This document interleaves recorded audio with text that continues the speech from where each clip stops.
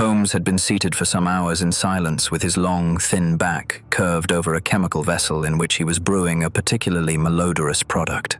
His head was sunk upon his breast, and he looked from my point of view like a strange, lank bird with dull grey plumage and a black top knot. "So, Watson," said he suddenly, "you do not propose to invest in South African securities?" I gave a start of astonishment. Accustomed as I was to Holmes's curious faculties, this sudden intrusion into my most intimate thoughts was utterly inexplicable. "How on earth do you know that?" I asked. He wheeled round upon his stool with a steaming test tube in his hand and a gleam of amusement in his deep-set eyes. "Now, Watson, confess yourself utterly taken aback," said he. "I am." "I ought to make you sign a paper to that effect." "Why?" "Because in 5 minutes you will say that it is all so absurdly simple." "I am sure that I shall say nothing of the kind."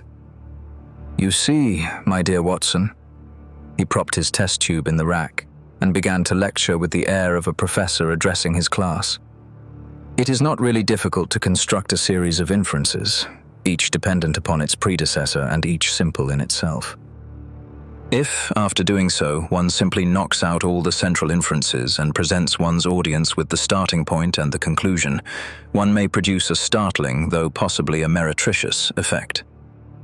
Now, it was not really difficult, by an inspection of the groove between your left forefinger and thumb, to feel sure that you did not propose to invest your small capital in the goldfields. I see no connection. Very likely not, but I can quickly show you a close connection. Here are the missing links of the very simple chain. 1. You had chalk between your left finger and thumb when you returned from the club last night. 2. You put chalk there when you play billiards to steady the cue. 3. You never play billiards except with Thurston. 4. You told me, 4 weeks ago, that Thurston had an option on some South African property which would expire in a month, and which he desired you to share with him. 5. Your checkbook is locked in my drawer and you have not asked for the key. 6. You do not propose to invest your money in this manner. How absurdly simple, I cried. Quite so, said he, a little nettled. Every problem becomes very childish when once it is explained to you. Here is an unexplained one. See what you can make of that, friend Watson. He tossed a sheet of paper upon the table and turned once more to his chemical analysis. I looked with amazement at the absurd hieroglyphics upon the paper. Why, Holmes, it is a child's drawing, I cried. Oh, that's your idea. What else should it be? That is what Mr. Hilton Cubitt of Ridingthorpe Manor, Norfolk, is very anxious to know. This little conundrum came by the first post, and he was to follow by the next train. There's a ring at the bell, Watson. I should not be very much surprised if this were he. A heavy step was heard upon the stairs, and an instant later there entered a tall, ruddy, clean-shaven gentleman, whose clear eyes and florid cheeks told of a life led far from the fogs of Baker Street. He seemed to bring a whiff of his strong, fresh, bracing East Coast air with him as he entered. Having shaken hands with each of us, he was about to sit down when his eye rested upon the paper with the curious markings, which I had just examined and left upon the table. "Well, Mr. Holmes, what do you make of these?" he cried. They told me that you were fond of queer mysteries, and I don't think you can find a queerer one than that. I sent the paper on ahead, so that you might have time to study it before I came. It is certainly rather a curious production, said Holmes. At first sight it would appear to be some childish prank. It consists of a number of absurd little figures dancing across the paper upon which they are drawn. Why should you attribute any importance to so grotesque an object? I never should, Mr. Holmes. But my wife does. It is frightening her to death. She says nothing, but I can see terror in her eyes. That's why I want to sift the matter to the bottom. Holmes held up the paper so that the sunlight shone full upon it. It was a page torn from a notebook. The markings were done in pencil and ran in this way. Holmes examined it for some time, and then, folding it carefully up, he placed it in his pocketbook. This promises to be a most interesting and unusual case, said he. You gave me a few particulars in your letter, Mr. Hilton Cubitt, but I should be very much obliged if you would kindly go over it all again for the benefit of my friend, Dr. Watson. I'm not much of a storyteller, said our visitor, nervously clasping and unclasping his great, strong hands. "You'll just ask me anything that I don't make clear. I'll begin at the time of my marriage last year, but I want to say first of all that, though I'm not a rich man, my people have been at Ridingthorpe for a matter of 5 centuries, and there is no better-known family in the county of Norfolk. Last year I came up to London for the Jubilee, and I stopped at a boarding house in Russell Square because Parker, the vicar of our parish, was staying in it. There was an American young lady there. Patrick was the name. Elsie Patrick. In some way we became friends, until before my month was up I was as much in love as a man could be. We were quietly married at a registry office, and we returned to Norfolk, a wedded couple. You'll think it very mad, Mr. Holmes, that a man of a good old family should marry a wife in this fashion, knowing nothing of her past or of her people, but if you saw her and knew her, it would help you to understand. She was very straight about it, was Elsie. I can't say that she did not give me every chance of getting out of it if I wished to do so. I have had some very disagreeable associations in my life, said she. I wish to forget all about them. I would rather never allude to the past, for it is very painful to me. If you take me, Hilton, you will take a woman who has nothing that she need be personally ashamed of, but you will have to be content with my word for it, and to allow me to be silent as to all that passed up to the time when I became yours. If these conditions are too hard, then go back to Norfolk and leave me to the lonely life in which you found me. It was only the day before our wedding that she said those very words to me. I told her that I was content to take her on her own terms, and I have been as good as my word. Well, we have been married now for a year, and very happy we have been. But about a month ago, at the end of June, I saw for the first time signs of trouble. One day my wife received a letter from America. I saw the American stamp. She turned deadly white, read the letter, and threw it into the fire. She made no allusion to it afterwards, and I made none, for a promise is a promise, but she has never known an easy hour from that moment. There is always a look of fear upon her face, a look as if she were waiting and expecting. She would do better to trust me. She would find that I was her best friend. But until she speaks, I can say nothing. Mind you, she is a truthful woman, Mr. Holmes, and whatever trouble there may have been in her past life, it has been no fault of hers. I am only a simple Norfolk squire, but there is not a man in England who ranks his family honor more highly than I do. She knows it well, and she knew it well before she married me. She would never bring any stain upon it. Of that I am sure. Well, now I come to the queer part of my story. About a week ago, it was the Tuesday of last week, I found on one of the windowsills a number of absurd little dancing figures like these upon the paper. They were scrawled with chalk. I thought that it was the stable boy who had drawn them, but the lad swore he knew nothing about it. Anyhow, they had come there during the night. I had them washed out, and I only mentioned the matter to my wife afterwards. To my surprise, she took it very seriously and begged me if any more came to let her see them. None did come for a week, and then yesterday morning I found this paper lying on the sundial in the garden.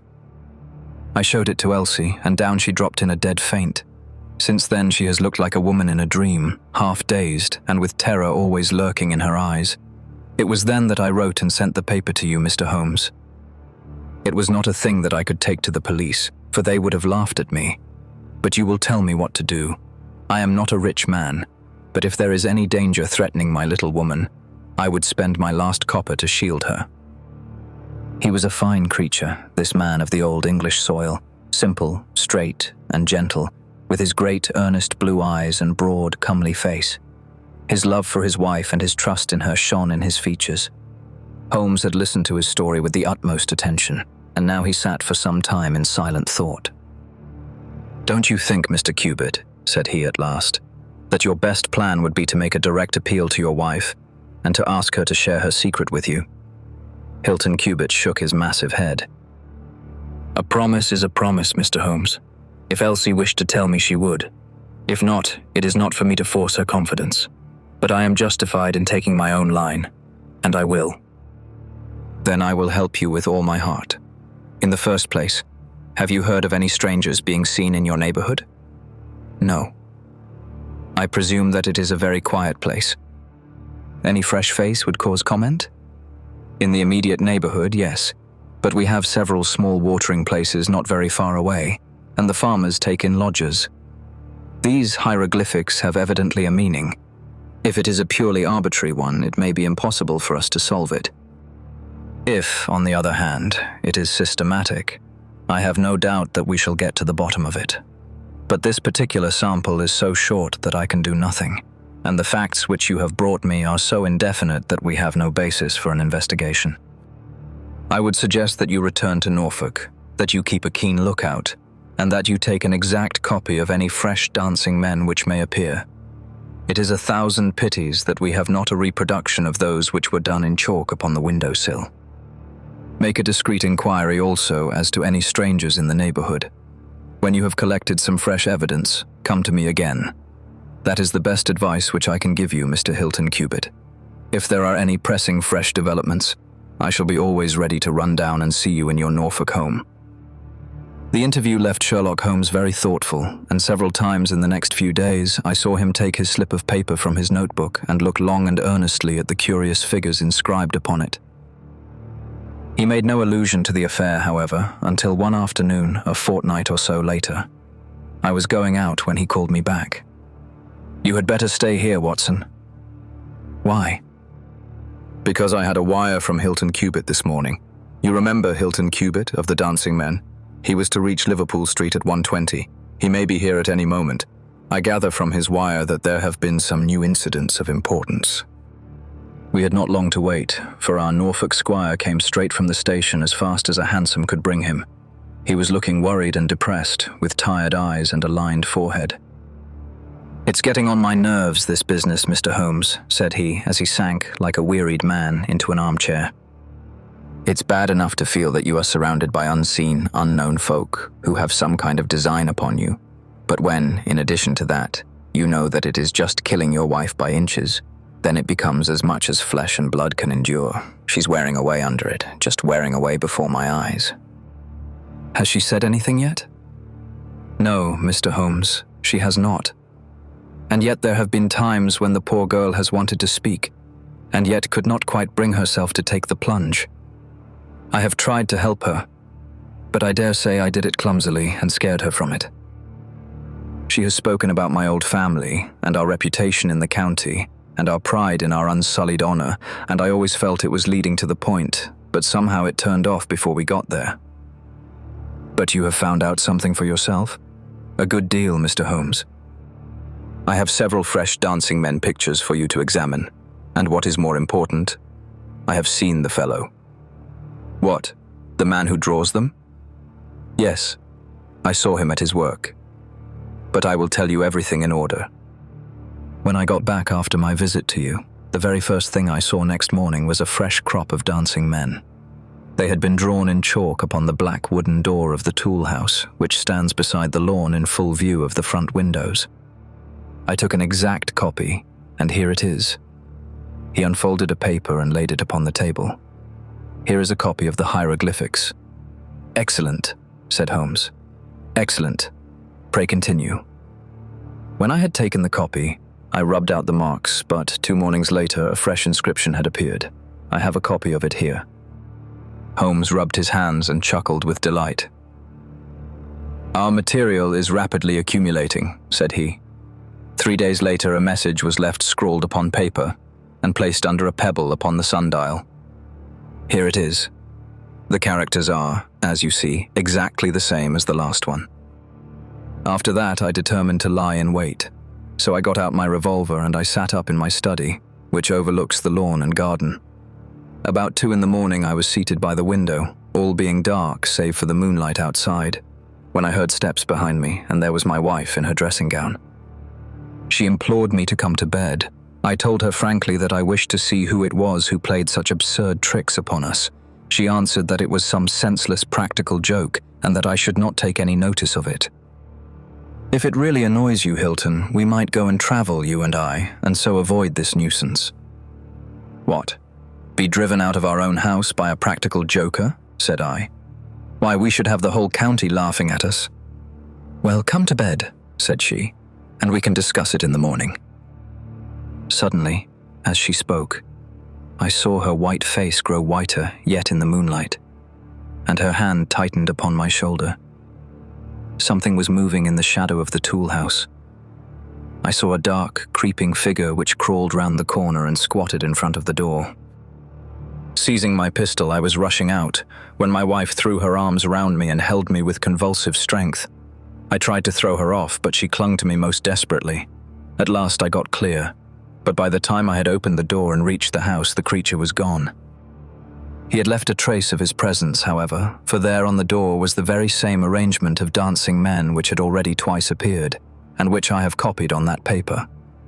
There was no other sign of the fellow anywhere, though I ran all over the grounds. And yet the amazing thing is that he must have been there all the time, for when I examined the door again in the morning, he had scrawled some more of his pictures under the line which I had already seen. Have you that fresh drawing? Yes, it is very short, but I made a copy of it, and here it is. Again he produced a paper. The new dance was in this form. Tell me, said Holmes, and I could see by his eyes that he was much excited. Was this a mere addition to the first, or did it appear to be entirely separate? It was on a different panel of the door. Excellent. This is far the most important of all for our purpose. It fills me with hopes. Now, Mr. Hilton Cubitt, please continue your most interesting statement. I have nothing more to say, Mr. Holmes, except that I was angry with my wife that night for having held me back when I might have caught the skulking rascal. She said that she feared that I might come to harm. For an instant it had crossed my mind that perhaps what she really feared was that he might come to harm, for I could not doubt that she knew who this man was and what he meant by these strange signals. But there is a tone in my wife's voice, Mr. Holmes, and a look in her eyes which forbid doubt, and I am sure that it was indeed my own safety that was in her mind. There's the whole case, and now I want your advice as to what I ought to do. My own inclination is to put 6 of my farm lads in the shrubbery, and when this fellow comes again to give him such a hiding that he will leave us in peace for the future. I fear it is too deep a case for such simple remedies, said Holmes. How long can you stay in London? I must go back today. I would not leave my wife alone all night for anything. She is very nervous and begged me to come back. I dare say you are right. But if you could have stopped, I might possibly have been able to return with you in a day or two. Meanwhile, you will leave me these papers, and I think that it is very likely that I shall be able to pay you a visit shortly, and to throw some light upon your case. Sherlock Holmes preserved his calm professional manner until our visitor had left us, although it was easy for me, who knew him so well, to see that he was profoundly excited. The moment that Hilton Cubitt's broad back had disappeared through the door, my comrade rushed to the table, laid out all the slips of paper containing dancing men in front of him, and threw himself into an intricate and elaborate calculation. For 2 hours I watched him as he covered sheet after sheet of paper with figures and letters, so completely absorbed in his task that he had evidently forgotten my presence. Sometimes he was making progress and whistled and sang at his work. Sometimes he was puzzled and would sit for long spells with a furrowed brow and a vacant eye. Finally, he sprang from his chair with a cry of satisfaction and walked up and down the room, rubbing his hands together. Then he wrote a long telegram upon a cable form. If my answer to this is as I hope, you will have a very pretty case to add to your collection, Watson, said he. I expect that we shall be able to go down to Norfolk tomorrow, and to take our friend some very definite news as to the secret of his annoyance. I confess that I was filled with curiosity, but I was aware that Holmes liked to make his disclosures at his own time and in his own way, so I waited until it should suit him to take me into his confidence. But there was a delay in that answering telegram, and 2 days of impatience followed, during which Holmes pricked up his ears at every ring of the bell. On the evening of the 2nd, there came a letter from Hilton Cubitt. All was quiet with him, save that a long inscription had appeared that morning upon the pedestal of the sundial. He enclosed a copy of it, which is here reproduced. Holmes bent over this grotesque frieze for some minutes, and then suddenly sprang to his feet with an exclamation of surprise and dismay. His face was haggard with anxiety. "We have let this affair go far enough," said he. "Is there a train to North Walsham tonight?" I turned up the timetable. The last had just gone. "Then we shall breakfast early and take the very first in the morning," said Holmes. "Our presence is most urgently needed. Ah, here is our expected cablegram. One moment, Mrs. Hudson. There may be an answer. No, that is quite as I expected. This message makes it even more essential that we should not lose an hour in letting Hilton Cubitt know how matters stand, for it is a singular and a dangerous web in which our simple Norfolk squire is entangled. So indeed it proved, and as I come to the dark conclusion of a story which had seemed to me to be only childish and bizarre, I experience once again the dismay and horror with which I was filled. Would that I had some brighter ending to communicate to my readers, but these are the chronicles of fact, and I must follow to their dark crisis the strange chain of events which for some days made Ridingthorpe Manor a household word through the length and breadth of England. We had hardly alighted at North Walsham and mentioned the name of our destination when the station master hurried towards us. "I suppose that you are the detectives from London," said he. A look of annoyance passed over Holmes's face. "What makes you think such a thing?" "Because Inspector Martin from Norwich has just passed through, but maybe you are the surgeons. She's not dead, or wasn't by last accounts. You may be in time to save her yet, though it be for the gallows." Holmes's brow was dark with anxiety. "We are going to Ridingthorpe Manor," said he, "but we have heard nothing of what has passed there." "It's a terrible business," said the station master. "They are shot, both Mr. Hilton Cubitt and his wife. She shot him and then herself, so the servants say. He's dead and her life is despaired of. Dear, dear, one of the oldest families in the county of Norfolk and one of the most honoured." Without a word, Holmes hurried to a carriage, and during the long 7 miles drive he never opened his mouth. Seldom have I seen him so utterly despondent. He had been uneasy during all our journey from town, and I had observed that he had turned over the morning papers with anxious attention, but now this sudden realization of his worst fears left him in a blank melancholy. He leaned back in his seat, lost in gloomy speculation. Yet there was much around to interest us, for we were passing through as singular a countryside as any in England, where a few scattered cottages represented the population of today, while on every hand enormous square-towered churches bristled up from the flat green landscape and told of the glory and prosperity of old East Anglia. At last the violet rim of the German Ocean appeared over the green edge of the Norfolk coast, and the driver pointed with his whip to 2 old brick and timber gables which projected from a grove of trees. "That's Ridingthorpe Manor," said he. As we drove up to the porticoed front door, I observed in front of it, beside the tennis lawn, the black tool house and the pedestaled sundial with which we had such strange associations. A dapper little man, with a quick, alert manner and a waxed moustache, had just descended from a high dog-cart. He introduced himself as Inspector Martin of the Norfolk Constabulary, and he was considerably astonished when he heard the name of my companion. "Why, Mr. Holmes, the crime was only committed at 3 this morning.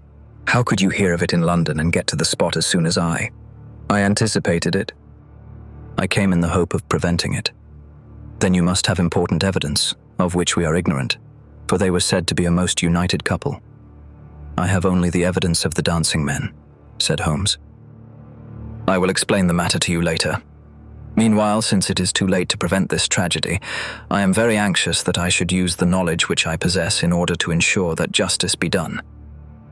Will you associate me in your investigation, or will you prefer that I should act independently?" "I should be proud to feel that we were acting together, Mr. Holmes," said the inspector earnestly. "In that case, I should be glad to hear the evidence and to examine the premises without an instant of unnecessary delay." Inspector Martin had the good sense to allow my friend to do things in his own fashion, and contented himself with carefully noting the results. The local surgeon, an old white-haired man, had just come down from Mrs. Hilton Cubitt's room, and he reported that her injuries were serious, but not necessarily fatal. The bullet had passed through the front of her brain, and it would probably be some time before she could regain consciousness. On the question of whether she had been shot or had shot herself, he would not venture to express any decided opinion. Certainly the bullet had been discharged at very close quarters. There was only the one pistol found in the room, 2 barrels of which had been emptied. Mr. Hilton Cubitt had been shot through the heart. It was equally conceivable that he had shot her and then himself, or that she had been the criminal, for the revolver lay upon the floor midway between them. "Has he been moved?" asked Holmes. "We have moved nothing except the lady. We could not leave her lying wounded upon the floor. How long have you been here, Doctor? Since 4 o'clock. Anyone else? Yes, the constable here. And you have touched nothing? Nothing. You have acted with great discretion. Who sent for you? The housemaid, Saunders. Was it she who gave the alarm? She and Mrs. King, the cook. Where are they now? In the kitchen, I believe. Then I think we had better hear their story at once. The old hall, oak-panelled and high-windowed, had been turned into a court of investigation. Holmes sat in a great, old-fashioned chair, his inexorable eyes gleaming out of his haggard face. I could read in them a set purpose to devote his life to this quest, until the client whom he had failed to save should at last be avenged. The trim Inspector Martin, the old, grey-headed country doctor myself, and a stolid village policeman made up the rest of that strange company. The two women told their story clearly enough. They had been aroused from their sleep by the sound of an explosion, which had been followed a minute later by a second one. They slept in adjoining rooms, and Mrs. King had rushed into Saunders. Together, they had descended the stairs. The door of the study was open, and a candle was burning upon the table. Their master lay upon his face in the center of the room. He was quite dead. Near the window, his wife was crouching, her head leaning against the wall. She was horribly wounded, and the side of her face was red with blood. She breathed heavily, but was incapable of saying anything. The passage, as well as the room, was full of smoke and the smell of powder. The window was certainly shut and fastened upon the inside. Both women were positive upon the point. They had at once sent for the doctor and for the constable. Then, with the aid of the groom and the stable boy, they had conveyed their injured mistress to her room. Both she and her husband had occupied the bed. She was clad in her dress, he in his dressing gown over his nightclothes. Nothing had been moved in the study. So far as they knew, there had never been any quarrel between husband and wife. They had always looked upon them as a very united couple. These were the main points of the servants' evidence. In answer to Inspector Martin, they were clear that every door was fastened upon the inside and that no one could have escaped from the house. In answer to Holmes, they both remembered that they were conscious of the smell of powder from the moment that they ran out of their rooms upon the top floor. "I commend that fact very carefully to your attention," said Holmes to his professional colleague. "And now I think that we are in a position to undertake a thorough examination of the room." The study proved to be a small chamber, lined on three sides with books, and with a writing table facing an ordinary window, which looked out upon the garden.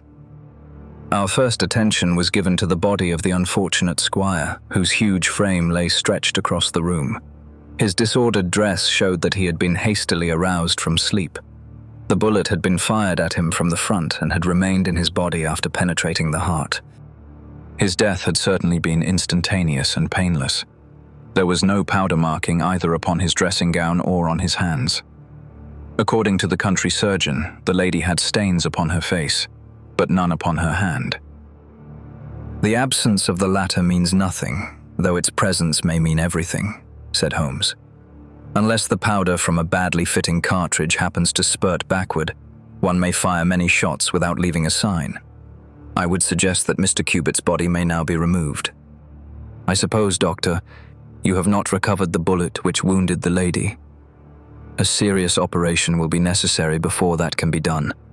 But there are still 4 cartridges in the revolver. 2 have been fired and 2 wounds inflicted, so that each bullet can be accounted for." "So it would seem," said Holmes. "Perhaps you can account also for the bullet which has so obviously struck the edge of the window." He had turned suddenly, and his long, thin finger was pointing to a hole which had been drilled right through the lower window sash, about an inch above the bottom. "By George!" cried the inspector. "However did you see that?" "Because I looked for it." "Wonderful," said the country doctor. "You are certainly right, sir. Then a 3rd shot has been fired, and therefore a 3rd person must have been present. But who could that have been, and how could he have got away?" "That is the problem which we are now about to solve," said Sherlock Holmes. "You remember, Inspector Martin, when the servants said that on leaving their room they were at once conscious of a smell of powder. I remarked that the point was an extremely important one." "Yes, sir. but I confess I did not quite follow you. It suggested that at the time of the firing, the window as well as the door of the room had been open. Otherwise, the fumes of powder could not have been blown so rapidly through the house. A draft in the room was necessary for that. Both door and window were only open for a very short time, however. How do you prove that? Because the candle was not gutted. Capital! Cried the inspector. Capital! Feeling sure that the window had been open at the time of the tragedy, I conceived that there might have been a third person in the affair who stood outside this opening and fired through it. Any shot directed at this person might hit the sash. I looked, and there, sure enough, was the bullet mark. But how came the window to be shut and fastened? The woman's first instinct would be to shut and fasten the window. But, hello! What is this? It was a lady's handbag which stood upon the study table. A trim little handbag of crocodile skin and silver. Holmes opened it and turned the contents out. There were 20 50-pound notes of the Bank of England, held together by an India rubber band, nothing else. This must be preserved, for it will figure in the trial, said Holmes, as he handed the bag with its contents to the inspector. It is now necessary that we should try to throw some light upon this third bullet, which has clearly, from the splintering of the wood, been fired from inside the room. I should like to see Mrs. King, the cook, again. You said, Mrs. King, that you were awakened by a loud explosion. When you said that, did you mean that it seemed to you to be louder than the second one? Well, sir, it wakened me from my sleep, so it is hard to judge, but it did seem very loud. You don't think that it might have been 2 shots fired almost at the same instant? I am sure I couldn't say, sir. I believe that it was undoubtedly so. I rather think, Inspector Martin, that we have now exhausted all that this room can teach us. If you will kindly step round with me, we shall see what fresh evidence the garden has to offer. A flower bed extended up to the study window, and we all broke into an exclamation as we approached it. The flowers were trampled down, and the soft soil was imprinted all over with footmarks. Large masculine feet they were, with peculiarly long, sharp toes. Holmes hunted about among the grass and leaves like a retriever after a wounded bird. Then, with a cry of satisfaction, he bent forward and picked up a little brazen cylinder. I thought so, said he. The revolver had an ejector, and here is the third cartridge. I really think, Inspector Martin, that our case is almost complete. The country inspector's face had shown his intense amazement at the rapid and masterful progress of Holmes's investigation. At first, he had shown some disposition to assert his own position, but now he was overcome with admiration and ready to follow without question wherever Holmes led. Whom do you suspect? He asked. I'll go into that later. There are several points in this problem which I have not been able to explain to you yet. Now that I have got so far, I had best proceed on my own lines and then clear the whole matter up once and for all. Just as you wish, Mr. Holmes, so long as we get our man. I have no desire to make mysteries, but it is impossible at the moment of action to enter into long and complex explanations. I have the threads of this affair all in my hand. Even if this lady should never recover consciousness, we can still reconstruct the events of last night and ensure that justice be done. First of all, I wish to know whether there is any inn in this neighborhood known as Elridge's. The servants were cross-questioned, but none of them had heard of such a place. The stable boy threw a light upon the matter by remembering that a farmer of that name lived some miles off, in the direction of East Ruston. Is it a lonely farm? Very lonely, sir. Perhaps they have not heard yet of all that happened here during the night. Maybe not, sir. Holmes thought for a little, and then a curious smile played over his face. Saddle a horse, my lad, said he. I shall wish you to take a note to Elridge's farm. He took from his pocket the various slips of the dancing men. With these in front of him, he worked for some time at the study table. Finally, he handed a note to the boy, with directions to put it into the hands of the person to whom it was addressed, and especially to answer no questions of any sort which might be put to him. I saw the outside of the note, addressed in straggling, irregular characters, very unlike Holmes's usual precise hand. It was consigned to Mr. Abe Slaney, Elridge's farm, East Ruston, Norfolk. I think, Inspector, Holmes remarked, that you would do well to telegraph for an escort, as, if my calculations prove to be correct, You may have a particularly dangerous prisoner to convey to the county jail. The boy who takes this note could no doubt forward your telegram. If there is an afternoon train to town, Watson, I think we should do well to take it, as I have a chemical analysis of some interest to finish, and this investigation draws rapidly to a close." When the youth had been dispatched with the note, Sherlock Holmes gave his instructions to the servants. If any visitor were to call asking for Mrs. Hilton Cubitt, no information should be given as to her condition, but he was to be shown at once into the drawing room. He impressed these points upon them with the utmost earnestness. Finally, he led the way into the drawing room, with the remark that the business was now out of our hands, and that we must while away the time as best we might until we could see what was in store for us. The doctor had departed to his patients, and only the inspector and myself remained. "I think that I can help you to pass an hour in an interesting and profitable manner," said Holmes, drawing his chair up to the table and spreading out in front of him the various papers upon which were recorded the antics of the dancing men. "As to you, friend Watson, I owe you every atonement for having allowed your natural curiosity to remain so long unsatisfied. To you, Inspector, the whole incident may appeal as a remarkable professional study. I must tell you, first of all, the interesting circumstances connected with the previous consultations which Mr. Hilton Cubitt has had with me in Baker Street." He then shortly recapitulated the facts which have already been recorded. "I have here in front of me these singular productions, at which one might smile, had they not proved themselves to be the forerunners of so terrible a tragedy. I am fairly familiar with all forms of secret writings, and am myself the author of a trifling monograph upon the subject, in which I analyze 160 separate ciphers, but I confess that this is entirely new to me.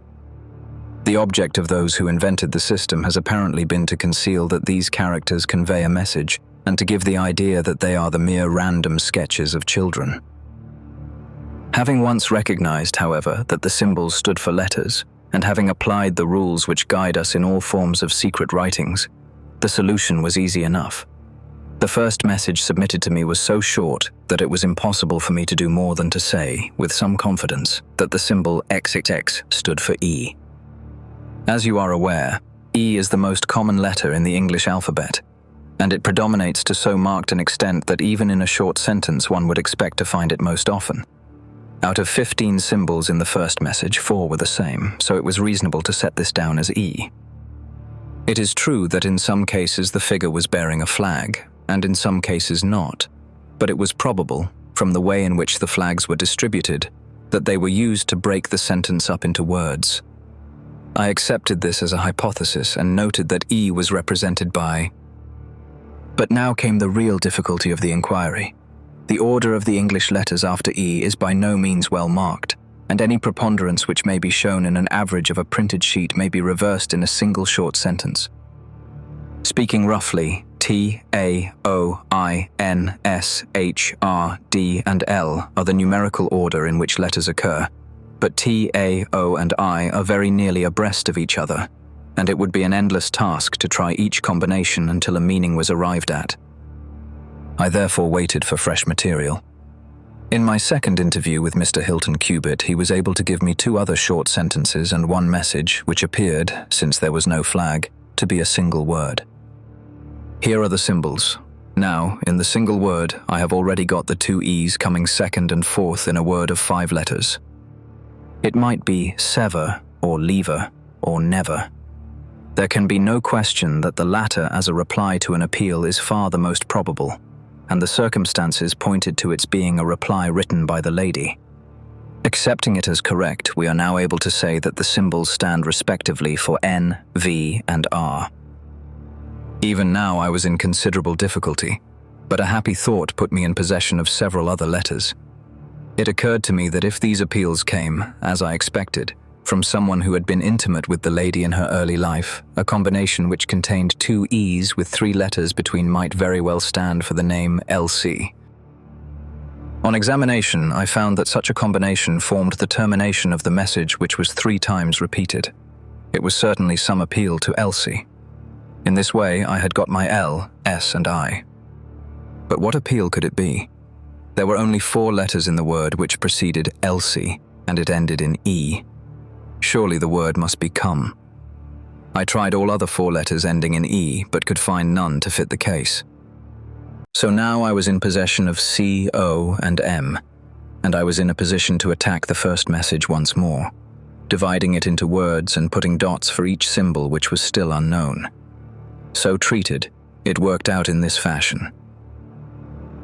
M, R-A, E, S, L, N, E. Now the first letter can only be A, which is a most useful discovery, since it occurs no fewer than 3 times in this short sentence, and the H is also apparent in the second word. Now it becomes aim, here, A-E, slain, or filling in the obvious vacancies in the name. Am here, Abe Slaney. I had so many letters now that I could proceed with considerable confidence to the second message, which worked out in this fashion. A, Elri, E-S. Here I could only make sense by putting T and G for the missing letters, and supposing that the name was that of some house or inn at which the writer was staying. Inspector Martin and I had listened with the utmost interest to the full and clear account of how my friend had produced results which had led to so complete a command over our difficulties. "What did you do then, sir?" asked the inspector. I had every reason to suppose that this Abe Slaney was an American, since Abe is an American contraction, and since a letter from America had been the starting point of all the trouble. I had also every cause to think that there was some criminal secret in the matter. The lady's allusions to her past and her refusal to take her husband into her confidence both pointed in that direction. I therefore cabled to my friend, Wilson Hargreave, of the New York Police Bureau, who has more than once made use of my knowledge of London crime. I asked him whether the name of Abe Slaney was known to him. Here is his reply. The most dangerous crook in Chicago. On the very evening upon which I had his answer, Hilton Cubitt sent me the last message from Slaney. Working with known letters, it took this form. Elsie. Re are to meet thy go. The addition of a P and a D completed a message which showed me that the rascal was proceeding from persuasion to threats. My knowledge of the crooks of Chicago prepared me to find that he might very rapidly put his words into action. I at once came to Norfolk with my friend and colleague, Dr. Watson, but unhappily only in time to find that the worst had already occurred. "It is a privilege to be associated with you in the handling of a case," said the inspector warmly. "You will excuse me, however, if I speak frankly to you. You are only answerable to yourself, but I have to answer to my superiors. If this Abe Slaney, living at Elridge's, is indeed the murderer, and if he has made his escape while I am seated here, I should certainly get into serious trouble. You need not be uneasy. He will not try to escape." "How do you know?" "To fly would be a confession of guilt." "Then let us go arrest him. I expect him here every instant." "But why should he come?" "Because I have written and asked him." "But this is incredible, Mr. Holmes. Why should he come because you have asked him?" "Would not such a request rather rouse his suspicions and cause him to fly?" "I think I have known how to frame the letter," said Sherlock Holmes. "In fact, if I am not very much mistaken, here is the gentleman himself coming up the drive." A man was striding up the path which led to the door. He was a tall, handsome, swarthy fellow, clad in a suit of grey flannel, with a Panama hat, a bristling black beard, and a great, aggressive, hooked nose, and flourishing a cane as he walked. He swaggered up a path as if the place belonged to him, and we heard his loud, confident peal at the bell. "I think, gentlemen," said Holmes quietly, "that we had best take up our position behind the door. Every precaution is necessary when dealing with such a fellow. You will need your handcuffs, Inspector. You can leave the talking to me." We waited in silence for a minute. One of those minutes which one can never forget. Then the door opened and the man stepped in. In an instant, Holmes clapped a pistol to his head, and Martin slipped the handcuffs over his wrists. It was all done so swiftly and deftly that the fellow was helpless before he knew that he was attacked. He glared from one to the other of us with a pair of blazing black eyes. Then he burst into a bitter laugh. "Well, gentlemen, you have the drop on me this time. I seem to have knocked up against something hard, but I came here in answer to a letter from Mrs. Hilton Cubitt. Don't tell me that she is in this. Don't tell me that she helped to set a trap for me." Mrs. Hilton Cubitt was seriously injured and is at death's door." The man gave a hoarse cry of grief, which rang through the house. "You're crazy," he cried fiercely. "It was he that was hurt, not she. Who would have hurt little Elsie? I may have threatened her, God forgive me, but I would not have touched a hair of her pretty head. Take it back, you. Say that she is not hurt. She was found badly wounded by the side of her dead husband." He sank with a deep groan on the settee and buried his face in his manacled hands. For 5 minutes he was silent. Then he raised his face once more and spoke with the cold composure of despair. "I have nothing to hide from you, gentlemen," said he. "If I shot the man, he had his shot at me, and there's no murder in that. But if you think I could have hurt that woman, then you don't know either me or her. I tell you, there was never a man in this world loved a woman more than I loved her. I had a right to her. She was pledged to me years ago. Who was this Englishman that he should come between us? I tell you that I had the first right to her, and that I was only claiming my own." "She broke away from your influence when she found the man that you are," said Holmes sternly. "She fled from America to avoid you, and she married an honorable gentleman in England. You dogged her and followed her and made her life a misery to her in order to induce her to abandon the husband whom she loved and respected in order to fly with you, whom she feared and hated. You have ended by bringing about the death of a noble man and driving his wife to suicide. That is your record in this business, Mr. Abe Slaney, and you will answer for it to the law." "If Elsie dies, I care nothing what becomes of me," said the American. He opened one of his hands and looked at a note crumpled up in his palm. "See here, mister," he cried, with a gleam of suspicion in his eyes.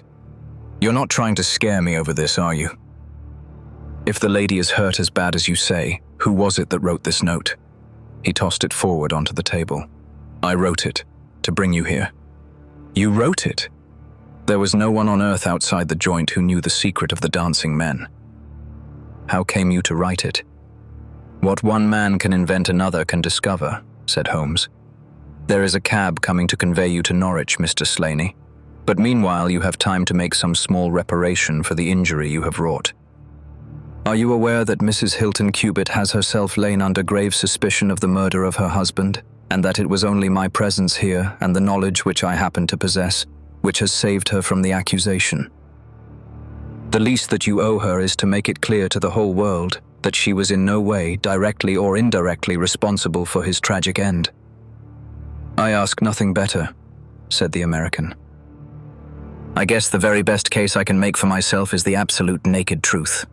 It is my duty to warn you that it will be used against you," cried the inspector, with the magnificent fair play of the British criminal law. Slaney shrugged his shoulders. "I'll chance that," said he. "First of all, I want you gentlemen to understand that I have known this lady since she was a child. There were 7 of us in a gang in Chicago, and Elsie's father was the boss of the joint. He was a clever man, was old Patrick. It was he who invented that writing, which would pass as a child's scrawl unless you just happened to have the key to it. Well, Elsie learned some of our ways, but she couldn't stand the business, and she had a bit of honest money of her own, so she gave us all the slip and got away to London. She had been engaged to me, and she would have married me, I believe, if I had taken over another profession, but she would have nothing to do with anything on the cross. It was only after her marriage to this Englishman that I was able to find out where she was.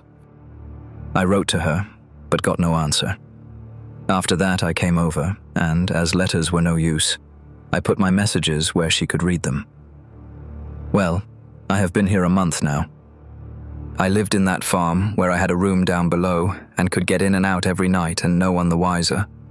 I tried all I could to coax Elsie away. I knew that she read the messages. For once she wrote an answer under one of them. Then my temper got the better of me and I began to threaten her. She sent me a letter then, imploring me to go away and saying that it would break her heart if any scandal should come upon her husband.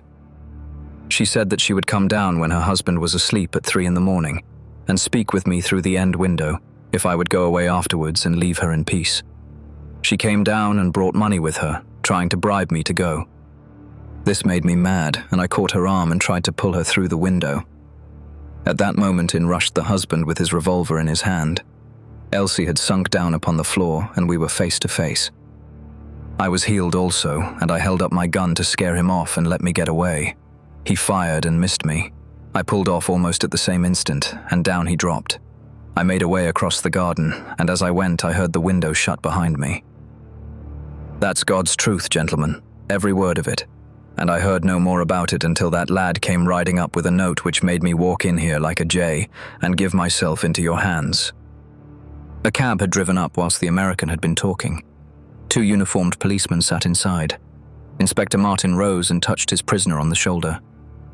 It is time for us to go. Can I see her first?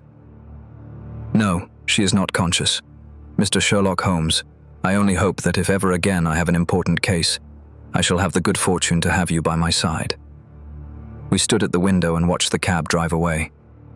As I turned back, my eye caught the pellet of paper which the prisoner had tossed upon the table. It was the note with which Holmes had decoyed him. "See if you can read it, Watson," said he, with a smile. It contained no word, but this little line of dancing men. "If you use the code which I have explained," said Holmes, "you will find that it simply means, 'Come here at once.'" I was convinced that it was an invitation which he would not refuse, since he could never imagine that it could come from anyone but the lady. And so, my dear Watson, we have ended by turning the dancing men to good when they have so often been the agents of evil, and I think that I have fulfilled my promise of giving you something unusual for your notebook. 3:40 is our train, and I fancy we should be back in Baker Street for dinner. Only one word of epilogue. The American, Abe Slaney, was condemned to death at the Winter Assizes at Norwich, but his penalty was changed to penal servitude in consideration of mitigating circumstances, and the certainty that Hilton Cubitt had fired the first shot. Of Mrs. Hilton Cubitt, I only know that I have heard she recovered entirely, and that she still remains a widow, devoting her whole life to the care of the poor and to the administration of her husband's estate.